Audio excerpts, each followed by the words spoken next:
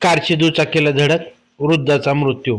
सोलापूर पुणे महामार्गावरील उजनी टे येथे कारने समोरून धडक दिल्याने झालेल्या अपघातात दुचाकीस्वाराचा उपचारादरम्यान मृत्यू झाल्याची घटना घडली आहे.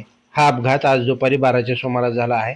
उजनी टे समोर असणारा रस्ता दुभाजकातून MH45Y3655 या ॲक्टिवा गाडीवरून कृष्णात सोपान पाटील हे शेताकडे जात असताना पुण्याहून सोलापूरला भरधाव वेगाने जाणाऱ्या होंडा सिटी कार क्रमांक MH12 PT4051 ने समोरून धडक दिल्याने ॲक्टिवावरील कृष्णात सोपान पाटील राहणार उजनी टे वय 65 वर्ष यांच्या डोक्याला मार लागून ते गंभीर जखमी झाले होते. अपघातात गंभीर जखमी झालेल्या दुचाकी चालकाला टेंभुर्णी येथील रुग्णवाहिकेमधून खासगी रुग्णालयात उपचारासाठी तत्काळ दाखल केले असता मृत्यू झाला. होंडा सिटी कारने समोरून धडक दिल्याने ॲक्टिवा गाडीचा समोरील भाग चेंदामेंदा झाला होता.